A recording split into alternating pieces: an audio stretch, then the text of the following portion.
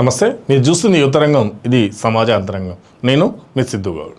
నిన్న జరిగినటువంటి ఒక సమావేశంలో తెలంగాణ ముఖ్యమంత్రి బీజేపీ పైన ఎట్ ఏ టైం ఇక్కడ ఉన్నటువంటి కిషన్ రెడ్డి, కేంద్ర ప్రభుత్వంలోని మంత్రిశాఖలో ఉన్నటువంటి కిషన్ రెడ్డి ఎవరైతే ఉన్నారో కిషన్ రెడ్డి పైన కూడా తీవ్రమైనటువంటి పదజాలంతో విమర్శలు అనేది సంధించడం జరిగింది.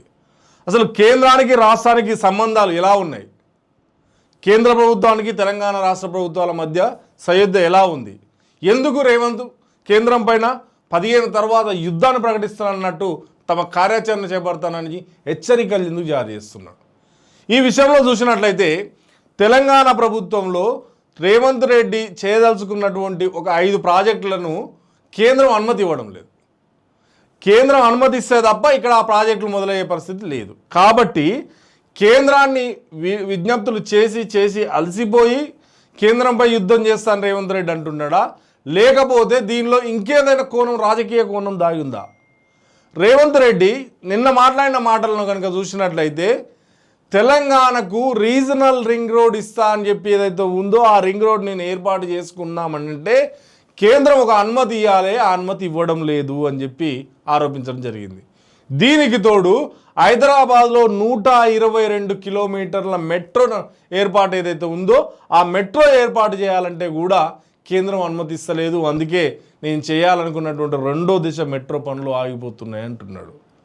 దీంతో పాటు తుమ్మిడిఎట్టి దగ్గర ఒక ప్రాజెక్టు నిర్మిద్దామనుకుంటున్నాను, కాళేశ్వరం దగ్గర ఏదైతే ఉందో అక్కడ చేపట్టాలనుకుంటున్న తుమ్మిడిఎట్టి దగ్గర దానికి కేంద్రం అనుమతులు తప్పనిసరి. కాబట్టి కేంద్రం ఆ అనుమతి ఇస్తే నేను అక్కడ ఆ ప్రాజెక్టును మొదలుపెట్టి కాళేశ్వరానికి దానికి లింకు చేసి కాళేశ్వరం కట్టినటువంటి ప్రాజెక్టు నిరుపయోగం కాకుండా నేను చేస్తాను అని చెప్పి రేవంత్ రెడ్డి ఆలోచనలు ఉంటే ఆ ఆలోచనలకు కూడా తుమ్మిడిఎట్టి ఏదైతే ఉందో దానికి అనుమతులు ఇవ్వడం లేదు కేంద్రం.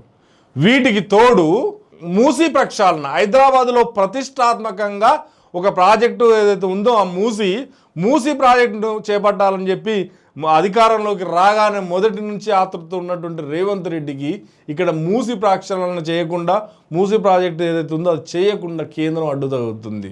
దీంతో ఆయనకు సుర్రుమని మండుతుంది రేవంత్ రెడ్డికి. దీనికి తోడు తెలంగాణలో పండిన పంటలు ఏదైతే ఉందో వరి ధాన్యం కానీ మక్కలు కానీ, ఉదాహరణకు వరి ధాన్యము 75 లక్షల టన్నుల వరి ధాన్యం తెలంగాణలో పండింది. ఈ ధాన్యాన్ని రైతుల నుంచి రాష్ట్ర ప్రభుత్వం కొంటే ఆ రాష్ట్ర ప్రభుత్వం నుంచి కేంద్రం కొనుగోలు చేస్తుంది. అయితే ఇక్కడ రాష్ట్ర ప్రభుత్వము రైతుల దగ్గర నుంచి దాదాపు ఒక 80% కొనుగోలు చేయడం జరిగింది. ఈ 80% కొనుగోలు చేసినటువంటి ధాన్యం ఏదైతే ఉందో ఆ ధాన్యం మొత్తాన్ని కేంద్రం కొనాలంటే కేంద్రం ఏం చెప్తుందంటే నేను 50 లక్షల టన్నుల వరి ధాన్యం మాత్రమే నేను కొంటా అని చెప్తుంది. ఎందుకు? మీరు పంజాబ్లో 86% ధాన్యానికి ఉన్నటువంటి కేంద్రము మరి ఇక్కడ తెలంగాణ పైన చిన్న చూపు ఎందుకు చూస్తుంది? బీజేపీ పాలిత రాష్ట్రాల్లో 83% కొన్నటువంటి ధాన్యం మరి తెలంగాణ కాడికి వచ్చేసరికి ఎందుకు తక్కువ కొంటారు మీరు అని చెప్పి రేవంత్ రెడ్డికి ఇక్కడ మండుతుంది. దీనికి తోడు నేను చేయాలనుకున్నటువంటి ప్రాజెక్టులు ఏదైతున్నా ఆ ప్రాజెక్టులను అనుమతిస్తలేరు. ఈ వరి ధాన్యం కొనుగోలు చేయకుండా కేంద్రం అక్కడ రైతుల దగ్గర బదనాం కాకుండా రాష్ట్ర ప్రభుత్వం బదనాం అవుతుంది. కాబట్టి కేంద్రం ఖచ్చితంగా కొనాల్సిందే. ఈ 5 రకాలు నేను ఏదైతే చెప్పినో మూసీ ప్రాజెక్టు ఏదైతే ఉందో అది, తుమ్మిడిఎట్టి ప్రాజెక్టుకు అనుమతి, వరి ధాన్యం కొనుగోలు, రీజనల్ రింగ్ రోడ్కు అనుమతి, మెట్రోకు అనుమతి, ఈ 5 రకాలకు సంబంధించి నాకు అనుమతులు రాక నా పరిపాలనలో నేను ముందుకు వెళ్ళలేకపోతున్నా. కాబట్టి కేంద్రం ఖచ్చితంగా కొనాల్సిందే. ఈ కొనే విషయంలో ఇక్కడ ఉన్నటువంటి కేంద్ర మంత్రి కిషన్ రెడ్డి చొరవ తీసుకోవాల్సిందే. చొరవ తీసుకోకపోతే ఈ నెల 10న తన బలమేందో, తన కార్యాచరణ ఏందో, ఆ కేంద్ర ప్రభుత్వం పైన తిరుగుబాటు, కేంద్ర ప్రభుత్వం పైన నిరసన, కేంద్ర ప్రభుత్వం పైన ధర్నా ఏది చేయాలనేటువంటి ఒక కార్యాచరణ నేను రూపొందించుకుంటా. ఆ కార్యాచరణతో కేంద్రం దిగొచ్చేలా నేను ఖచ్చితంగా కొట్లాడతా అని చెప్పి రేవంత్ రెడ్డి అన్నాడు. ఇదే సమయంలో రేవంత్ రెడ్డి కిషన్ రెడ్డి పైన కూడా తీవ్రంగా విమర్శించడం జరిగింది. నువ్వు కేటీఆర్తో కుమ్మక్కైన నీ పార్టీ వాళ్ళే చెప్తున్నారు కాబట్టి నువ్వు బీజేపీ పేరుకు బీజేపీ నాయకుని కానీ ఇక్కడ మొత్తం బీఆర్ఎస్తో నీకు సంబంధాలు ఉన్నాయి, అందుకే తెలంగాణకు రావాల్సినటువంటి అనుమతులు ఏవైతే ఉన్నాయో ఆ అనుమతులు నువ్వు అడ్డుకుంటున్నావు. కాబట్టి నువ్వు చేస్తావా లేకపోతే మేము పోరాటం చేయాలన్నా? నువ్వు ఈ రాష్ట్ర అభివృద్ధికి దోహదపడతావా, మేము కేంద్రం పైన తిరుగుబాటు చేయాలా అనే విధంగా కిషన్ రెడ్డిని చాలా తీవ్ర పదజాలంతో దూషించడం జరిగింది, విమర్శించడం జరిగింది. ఈ నేపథ్యంలో బీజేపీ కాంగ్రెస్ మధ్య ఒక్కసారిగా రాజకీయం వేడెక్కింది. బీజేపీ పైన కాంగ్రెస్ తీవ్ర విమర్శలు చేస్తుంటే కిషన్ రెడ్డి కూడా నువ్వు నన్ను విమర్శించేది ఎక్కడిది, రాష్ట్రంలో ప్రజాపాలనతో చేతగాకనే నువ్వు తీవ్రమైనటువంటి భాషను ఎంచుకొని ఆ భాషతోటి అక్కడ కేసీఆర్ను విమర్శిస్తున్నావు, ఇక్కడ నన్ను విమర్శిస్తున్నావు. కేసీఆర్ నువ్వు ఇద్దరు ఒకటే, కేసీఆర్కు పట్టిన కథ నీకు పడుతుందని చెప్పి కిషన్ రెడ్డి కూడా విమర్శలను తిప్పి కొడుతున్నాడు రేవంత్ రెడ్డి పైన. అంటే ఇక్కడ వీళ్ళు చేసుకున్న పరస్పర విమర్శలు ఏవైతే ఉన్నాయో ఈ పరస్పర విమర్శలు రాష్ట్ర అభివృద్ధికి ఏమైనా దోహదపడేటిదా అంటే నిజానికి ప్రజాపాలన అనుకుంటున్నటువంటి కాంగ్రెస్ ప్రభుత్వ పాలన ఏదైతే ఉందో ఆ పాలన పట్ల ప్రజల యొక్క అభిప్రాయము ఏదైతే ఉందో అది డైవర్ట్స్ పాలిటిక్స్గా జరుగుతున్నాయి, డైవర్ట్ చేస్తున్నారు. ప్రజా సమస్యల పరిష్కారంలో ఏదైతే వెనుకబాటుతనం ఉందో దాన్ని డైవర్ట్ చేసి వీళ్ళు విమర్శించుకున్నటువంటి ఏదైతే ఉందో దీనిపైన ప్రజల దృష్టి మళ్ళేలా చేస్తున్నారు. కిషన్ రెడ్డి రాష్ట్రానికి సహకరించడం లేదు, ఈ ఫలితంగా తెలంగాణ అభివృద్ధిలో రెండో స్థానంలో ఉన్నటువంటి తెలంగాణ 9వ స్థానాన్ని పడిపోయిందని కూడా ఇక్కడ రేవంత్ రెడ్డి చెప్పిన విధానం చూస్తే రాష్ట్ర పరిస్థితి ఏదైతే ఉందో అది కాస్త ఆందోళనకరంగానే ఉందని తెలుస్తుంది. ప్రపంచవ్యాప్తంగా ఆర్థిక సంక్షోభం అంటున్నారు, మోడీ వచ్చి పొదుపు సూత్రం అని చెప్పి దేశంలో ఆర్థిక సంక్షోభం అంటున్నారు. తీరా మనం బతికే ఈ గడ్డ ఈ తెలంగాణ పైన చూసినట్లయితే తెలంగాణ అభివృద్ధి కూడా పురోగమనం కాదు తిరోగమనం అని తెలుస్తుంది. మరి తిరోగమనంలో తెలంగాణ వెళ్తే తెలంగాణలో ఉన్నటువంటి తెలంగాణ పౌరుల పరిస్థితి ఏంటి? అభివృద్ధి వెనక్కి వెళ్తున్నప్పుడు ఈ ప్రజల బతుకులు ఎంత భారం అవుతాయి? మరి ఇక్కడ గెలిచినటువంటి తెలంగాణ గడ్డ పైన గెలిచినటువంటి ఎంపీలుగా ఉన్నటువంటి బీజేపీ మరి రాష్ట్ర అభివృద్ధికి సహకరించాల్సినటువంటి అవసరం ఉంది కదా. ఒకవేళ ఆ అనుమతులే కనుక తీసుకొచ్చి రాష్ట్ర అభివృద్ధికి సహకరిస్తే రేపు పొద్దున తెలంగాణ ప్రజలు బీజేపీ దారిన ఇవి జరిగినాయి కాబట్టి బీజేపీ సైడ్ ఓటు మళ్ళీ అవకాశం ఉంది కదా.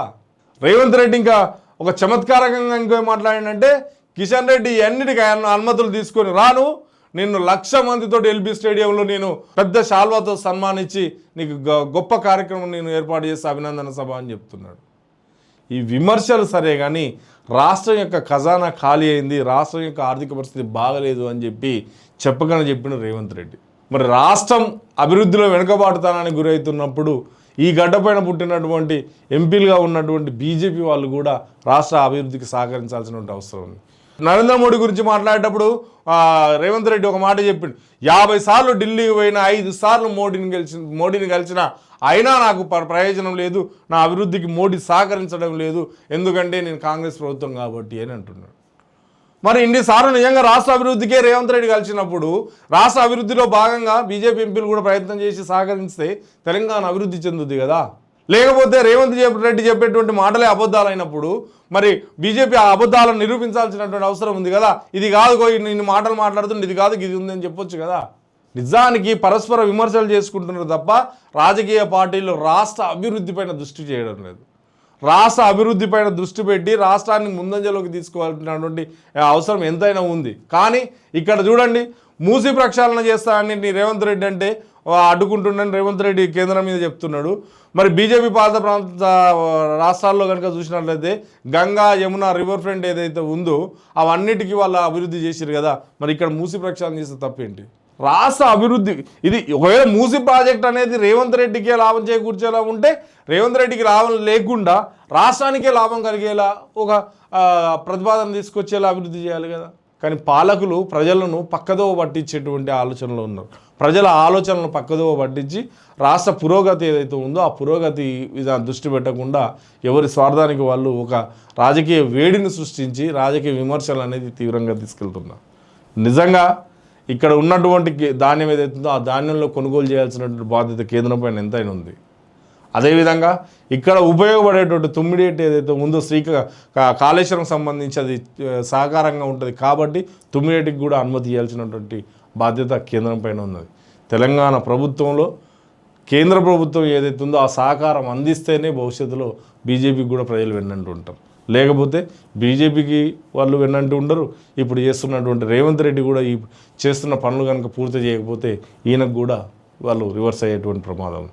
ఇక్కడ విచిత్రమైన రాజకీయం ఏంటంటే కాంగ్రెస్ బీజేపీ ఒకటే అని చెప్పి బీజేపీ వాళ్ళు విమర్శిస్తారు, బీజేపీ బీఆర్ఎస్ ఒకటే అని చెప్పి కాంగ్రెస్ అంటది. అంటే అసలు ప్రజలు ఏమర్థం చేసుకోవాలి ఇక్కడ? అసలు నైతికంగా కాంగ్రెస్ బీజేపీ ఒకటే అవడానికి అవకాశమే లేదు. ఇక్కడ ప్రాంతీయ పార్టీ బీఆర్ఎస్ కాబట్టి ప్రాంతీయ పార్టీ ఒకవేళ ఉంటే బీజేపీతో సంబంధం పెట్టుకోవాలి, లోపల ఉంటే ఇక్కడ అధికారం లేదు కాబట్టి కాంగ్రెస్కు వ్యతిరేకంగానే ఉంటుంది బీఆర్ఎస్ పార్టీ. మరి ఇలాంటి నేపథ్యంలో బీజేపీ అయిననేమో కాంగ్రెస్ బీజేపీ ఒకటి బీఆర్ఎస్ ఒకటి అంటాడు, కాంగ్రెస్ అయిననేమో బీజేపీ బీఆర్ఎస్ ఒకటి అంటాడు, ఇక బీఆర్ఎస్ ఆయన ఏమంటాడంటే కాంగ్రెస్ బీజేపీ రెండు ఒకటే అంటాడు. అసలు ఈ అనైతిక మాటలు ఎందుకు మాట్లాడుతున్నారు ఈ రాజకీయ నాయకులు? ప్రజల ఆలోచనలు పక్కదో పట్టించడానికైనా ఇప్పటికైనా రాజకీయ వైర్యం మీ ఓటు కాడికి రండి. రాజకీయ వైరుధ్యం ఏదైతే ఉందో, పరస్పర విమర్శలు ఏదైతే ఉందో, గెలవడానికి ఎత్తులు పై ఎత్తులు వేసే క్రమంలో మాట్లాడుకోండి. కానీ ఒక రాష్ట్ర అభివృద్ధికి వచ్చినప్పుడు పార్టీలకు అతీతంగా అందరూ సహకరించాల్సిన అవసరం ఉంది. కాబట్టి రాజకీయ నాయకులారా తెలంగాణ అభివృద్ధిపైన ఫోకస్ పెట్టండి. తెలంగాణను అభివృద్ధి చేసి తెలంగాణ ప్రజలపైన రుణభారం లేకుండా చేసి తెలంగాణ ప్రజలు రుణ విముక్తులై తెలంగాణ ప్రజలు ప్రశాంతంగా బతికేలా సహకరించండి. ఇది ఈరోజు టాపిక్. నమస్తే.